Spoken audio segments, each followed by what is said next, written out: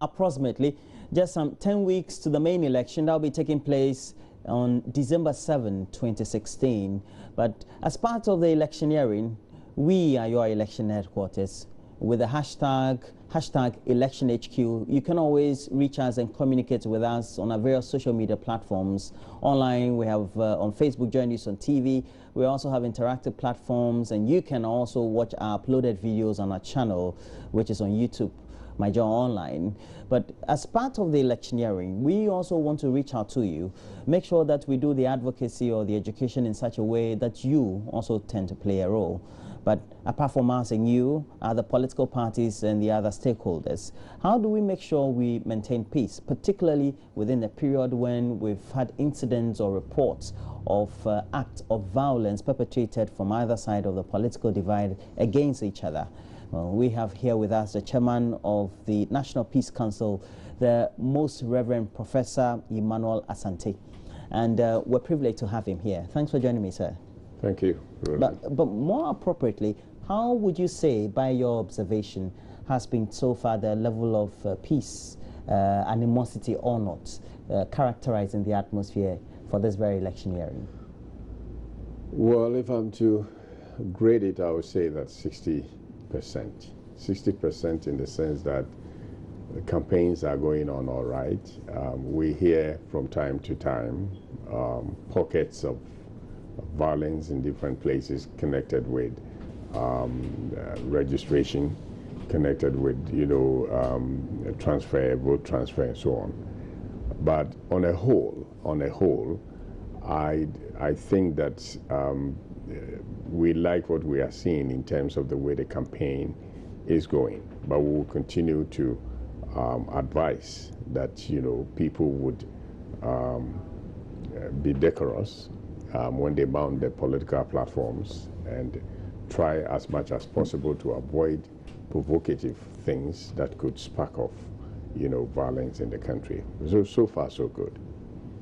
Well, with the voter transfer, we've had incidents being recorded, especially in Suhum, some areas, in Bono, etc., in which we've had even political figures in those locales or localities very much involved. Is that a worry for the National Peace Council? It must be a worry because, any loss of life or blood that is shed because of election is not something that we should really be happy about.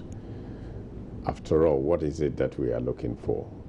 Politicians are seeking our mandate, and the voters, that is the citizenry, we have the responsibility to, in a discerning manner, give our mandate to somebody who can represent us in Parliament or somebody who can be our leader.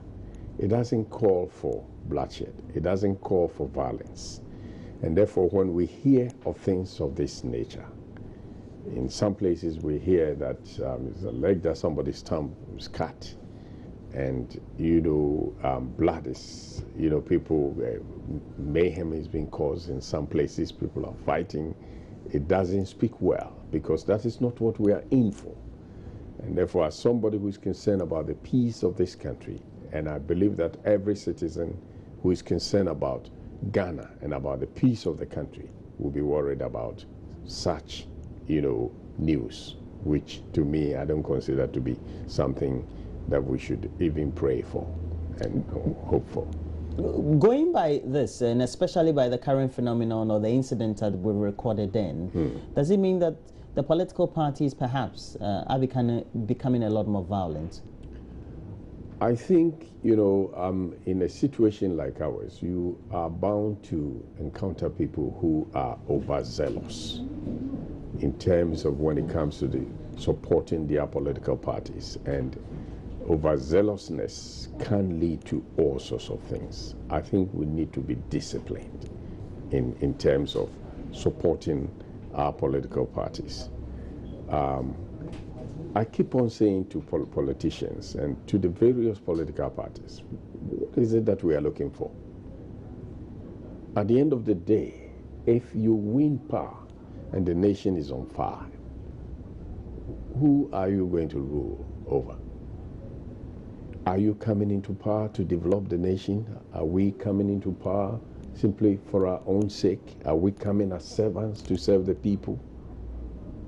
You know, so the teaming supporters should bear this in mind. You know, John Wesley, I'm a Methodist, so I keep on referring to John Wesley, not because of anything, but in the 17th, century, getting to 18th century, at that time, it was not the universal adult suffrage where everybody could vote was not the practice. Landed gentry, people who had money and property, were those who were allowed to vote. And John had to bring those people in the Methodist Church together who had the opportunity to vote, and said to them, listen, don't accept reward or gifts and sell your conscience, but vote for the person you consider to be good, who can really handle the affairs, your affairs. And then he says, when you have voted for somebody, do not look down upon the other person you didn't vote for. Don't insult that person, because even though you did not vote for that person, somebody else might. And then he also said, let me say this also to those of you who, to you in connection with people who belong to the different divide. They are not your enemies. I think it is important that Ghanaians, we understand what partisan politics is all about. Contest of ideas, marketing of ideas, and saying to people that, listen, if you give us that opportunity, we'll be able to serve you this way. Why fight? Why instigate people to do violence? That is jungle politics. Well, despite all this, yes. Someone will say since 1992, and especially since ushering in the Fourth Republic, we seem to have done creditably or well in comparative to other nations in the sub-region and the rest of the continent. So perhaps your comments and your cautions are just being too overzealous, and two, also being very much preemptive and premature. No. I think it is always important that, if you want to make a comparison, you want to check your height. You look for somebody who, you don't go and compare yourself to a midget and say that, so look at me. I mean, if we want to compare, it's not simply sitting over here in Africa and saying, oh, we're doing better than this Means nation. we have to rub our shoulders with the best. The best. And that's precisely what we need to do. I mean, they are, look at what is happening in the United States of America. I mean, if those things were happening here, I think we would be killing ourselves. Okay? The contest between Mrs. Clinton and Donald Trump. But in spite of all that, they are comporting themselves. I do pray that our political culture will grow. And that's the reason why we need to educate. And I believe that is why you are also educating our people to understand that, hey, this is the way to go about it. We're doing well, but we can do better. Okay. Every election year, I believe over the last 3 elections, the Media Foundation for West Africa has been conducting a certain survey by some observational analysis, looking at the language spoken by political parties, their representatives, and various individuals aligned or akin to the political atmosphere and the structure. And they measure the language, and they tend to give marks, etc., by some, whether scientific or unscientific means. What would you say is the current state of language by your observation of the various entities aligned to our political parties? Well, I think the Media Foundation will be in a better position to give the true access. But as far as I'm concerned, I think compared to other times, I think people are heeding since they You mean this year's electionary is better than previous? In terms of the language, maybe because of what has happened in the high courts and in the Supreme Court and all that, people are beginning to be circumspect in the way they go about that. But still, you do have people, using intemperate language. You go to to some places, I don't want to mention, you go to some places in the country and you turn on the FMs. And the kinds of things, my worry is not so much even the political commentators who go there to talk.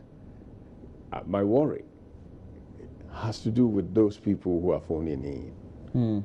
The phone-ins, the kinds of intemperate language that is used, the things people say about their political opponents, and sometimes things they say about people not taking into consideration the fact that they are maligning them and that they may not have the facts and all that.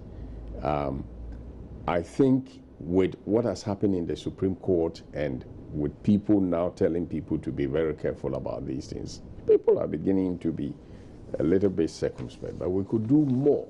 I say that we could do. But more. let's go to the specifics, but yes. Also cite some scenario. For example, language that also on political platforms that tend to, for example, describe one main opposition party as being short, akin to somebody who takes drugs, and then let's say the incumbent president who is a main flag bearer for the incumbent party in power as somebody who is incompetent, akin to somebody who is corrupt and a thief, etc. Certain languages are not conducive for any electoral atmosphere. But Roland, it's not in 2016 that we're hearing this. I mean, with was something that was said. I mean, worse things had been said before. Well, true. Yes, I'm not saying that it is better.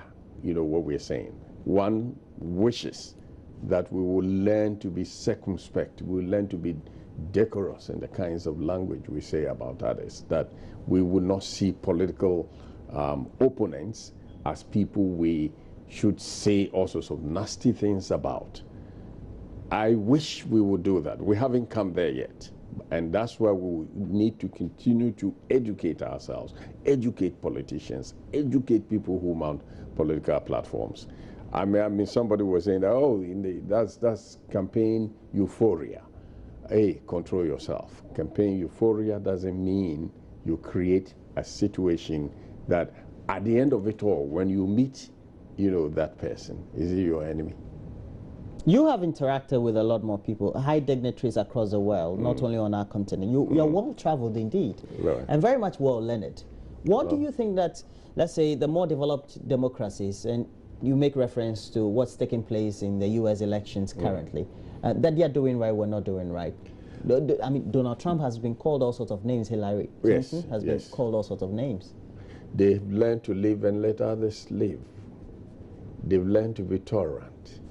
They've learned to stay on issues, even though sometimes, the language there too can be something else. I mean, if you hear Donald Trump going at it, and sometimes Mrs. Clinton also throwing, reacting to that, you want to say, hey, what is happening? But they're doing so in a matured political culture. I tell you, at the end of it all, you will not see enemies. You will not see enemies, And so I think we should I keep on saying this, that our politics we should do politics of civility. Okay, the context must be that. And this is the kind of thing that you'll find in certain places. In Parliament, I mean, Westminster, when you hear them debating, you might think that these people are, enemies and all that. But the language that they use, that's why they talk about parliamentary language. There are certain types of language that you cannot use, even in Ghana's parliament. So if we cannot do that in Parliament, why do we think we can do that on political platforms? So I think, if we are learning democracy, the kinds of democracy that we are practicing is a borrowed one. And we should learn everything.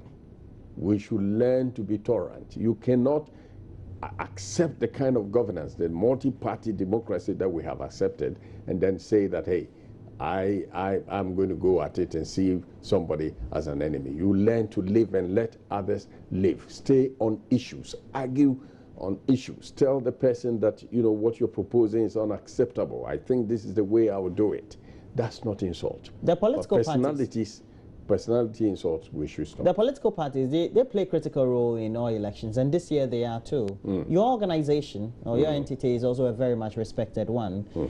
Usually we would have seen a lot more engagement on the sidelines, well publicized and all that. Are you doing all that?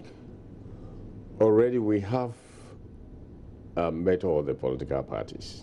We met the political parties, a committee from us did that. We met them to find out what their problems are, what they think they would expect of us. And they came up with concerns. And we are taking up some of these concerns. We will be meeting this afternoon, for instance. We'll be meeting the IGP. He will be briefing us and we will be telling him the concerns we have gathered. We'll be meeting with the Electoral Commission later. On Monday, we are meeting with the CDS. And all of them you have concerns to address to them? Issues that... So tell me, what concerns have you observed for which you think is worryingly enough that the various stakeholders need to know? No, I mean, the greater part of the people that we met were very much concerned about, the need for transparency in respect of the Electoral Commission. And we think that the Electoral Commission has already started reforms, and the kinds of things that they are doing is a step in the right direction. We will meet them, we will continue to encourage them and share our concerns with them that these are the things that we have gathered, and we think that they should continue to ensure that people they put in places show transparency, honesty in the way they go about that. With respect to the police, we know that they are also doing well. But people talk about professionalism in the use of power. How do you control crowd and all that? Somebody could be overzealous in doing that and create all sorts of problems. These are the sort of things that, concerns that have been expressed that we want to. But the greatest of all is that people are concerned about the refereeing, that, there should be transparency. People should not be seen to be favoring one party against another. Is that what you think is ongoing? Not you personally, I mean the Peace Council, based on your observation. No, in our observation, you think the Electoral Commission is we don't think so, but that is in the minds of the perception. The perception. That's what we have gathered. The perception. I mean, once you start talking to the public, everybody will tell you the Electoral Commission must do this. I think a lot of people do not even know the reforms they have been able to put in place. And I'm glad that now they have a public PRO who is doing this, but they should be doing more to let the public know that, hey, you're talking about something that was not there, but now we have, put all these things in place. The Coalition of Domestic Election Observers and the Institute of Economic Affairs, as well as other civil societies, they seem also to have the same perception that the Electoral Commission perhaps is not undertaking those reforms enough. Indeed, is not getting itself ready or its acts together enough to give that sort of confidence to the people to say they are ready for the elections. Well, and that's what we also gathered from the political parties. And that's why we will be having a meeting with them and telling them that even though this is what you're doing, I think we need to do more to let the public know that you are really in for the right things. Okay. You may have been observing the electioneering being undertaken by the two main parties and the other ones, of course. President John Dramani Mahama, who will be the flag bearer for the NDC, as well as Nana Addo Dankwa Akufo-Addo and his vice presidential candidates, etc. They seem to be trading a lot of blows. Well, you should understand, the stakes are high. I mean, somebody said that you have two major parties. One is in to win, one is in to retain power. And under such circumstances, there is bound to be that kind of trading, so long as they do so within the context of civility. Are they doing that in the context of civility? Sometimes it gets out of hand. There's a thin line, and I would want to urge the president himself, when he stands on the campaign platform, must also be aware that he's the father of the nation. I would also appeal to Nana Addo also not to, to understand that he's also seeking to be the father of the nation. And so sometimes when they are provoked, you know, they are provoked. What provokes them? Recently, you saw what happened. I mean, a living person is being buried. You know, when the NDC they launched their manifesto in Sunyani, the Coronation Park. Things of this nature, you could react to it. It can push people to do things that they should not. But it's not the first time we've seen coffins being demonstrated on political platforms. It doesn't matter. I mean, the fact that it's not the first time we're seeing it doesn't mean it's good. It doesn't matter. You know, it's something that we need to stop. We need to take our culture into consideration. It's morbid. I mean, how do you really bury a living person? In cultural-wise, it doesn't make sense. But I'm only citing that as an example. There are so many other provocative things, you know, both parties are doing to one another in terms of. Do you think the president, who is acting as president and also the flag bearer of the NDC, is living up to the billing of being the example of also giving the assurance that despite everything, his government would give the support he needs to the Electoral Commission and the entire stakeholder community for the election to be organized free and fair? As far as I'm concerned, I have no reason to question the president's integrity. I will only urge him to continue to win the confidence of the people, the trust of the people, that he is not just playing the role of a flag bearer, but that he is also the president of the nation who wishes that things will be done in a way that will bring peace to the nation. Very interesting comment you made there. If you go to the hinterlands, especially you go to many communities, a lot of infrastructure seems to have been undertaken by government over the last 3.5 years. Now we're getting close to the end of the year. It's continuing within this election period. But the opposition seems to be having a great difficulty with. Do you think we've had intensification of those projects and a lot more of the assistance being given to communities and stakeholder groups, which they thought could directly or indirectly influence people? Well. This is a very difficult. It's very difficult for me to comment on things of this. Okay, let me put it straightly to you. Yes. The opposition seems to think that the government and its machinery is bribing the Ghanaian electoral population. Of course, I mean, if I were in the opposition, I would be very much concerned about, you know, a government going around and showing what I have been able to do to the people. But then what is the basis of campaigning? If I want people to retain me, then I need to account for what I did with the mandate that was given to me. And I say that, hey, if you give me another mandate, this is what I'll be able to do. Now, it is for the opposition to punch holes, to show that, you know, what you claim to have given to the people is not what you promised. That's politics. You know, for example, I went to a place where I saw this big, you know, high school that is being built. It's been built in a village. It's supposed to be a day school, okay? So the question is, even if you look at the population of the people there, how many of them will be able to make use of that? And how many people are going to send their children to that village to make use of that institution? So it is good, but something ought to be done about it. I think the opposition must critically look at the things that are being shown and punch holes. You're saying the opposition is not critical enough? No. I'm not saying they are not critical enough. I'm simply saying, instead of simply saying that they are bribing people, it is, you know, it is always difficult. I mean, incumbency.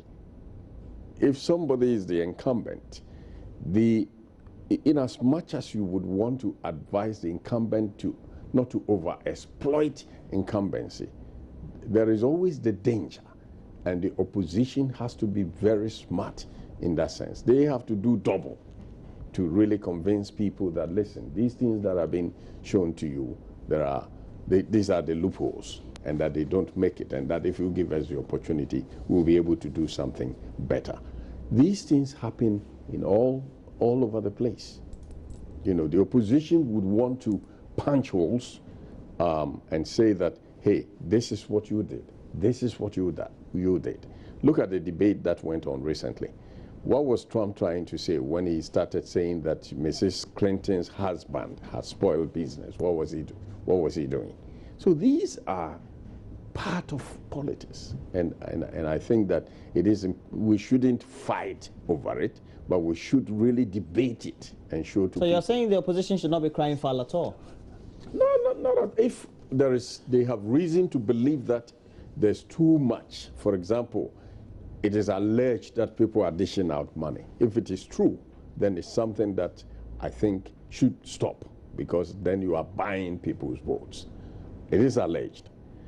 And if it's indeed happening in both camps, not just the MPP and even the NDC, but other parties as well, then we should be very careful about that. What do you think? What is the observation of you as the chairman of the National Peace Council and the Peace Council itself?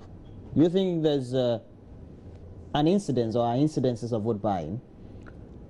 I haven't seen it, so I'm not in a position to say it so. I have read, I have seen people making unsubstantiated claims, and that's what I'm saying, that it is alleged. And if it is really happening, then one would advise that people who are doing that should put a stop to it. It doesn't help us. The Electoral Commission, it seems to have been coming under barrage of criticisms, for which some observers say is very much unwarranted, or it depends on which side of the divide you're looking at, say very much warranted. From my little experience, even before I became the chairman of the National Peace Council, the Electoral Commission has always suffered, this. Now it is for them to redeem their image. It is for them to win the trust of the people.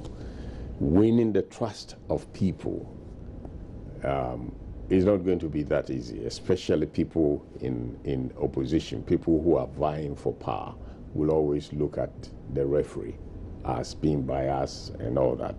But they have to continue to work to win the trust and the support of the people by showing neutrality in the kinds of things. Aren't they showing neutrality already? Well, I mean, they have not been, I'm not saying that they're not showing neutrality, but I think that they should continue to let the public know. I have always said that the problem with the Electoral Commission is not what they are not doing. The problem is how the public doesn't know what they are doing. So it means that they are not reinforcing their strength. Communication, letting the public know what it is that we stand for, what it is that we are doing. That's the issue. If you look at currently the reforms that have been undertaken, we've had even more appropriately for this very election, expanded, is it polling stations or the voting centers, etc. More access being created for people to be able to transfer their vote, proxy voting, and things like that. It looks like very good things that we hadn't seen It's a step in the right direction. I mean, there's no two ways about that. Shouldn't the Electoral Commission be commended for some of these? Oh, but that's what I said, that they're doing right things, but they should do more. Okay? They are doing very good things. People are beginning to see this. The communication team should do well to let the public know these kinds of things that have been done, and they should continue to do more. You don't rest on your ass, because I mean, this is what you have been able to do. Okay, so as far as I'm concerned, yes, they are doing something good. They should do more to win the confidence of the people. And mind you, the trust level is rising. I mean, studies conducted shows that people are beginning to have confidence, unlike the low level that we had. They should continue to let people know that they can be trusted. Summarily, would you say that the atmosphere is not that bad?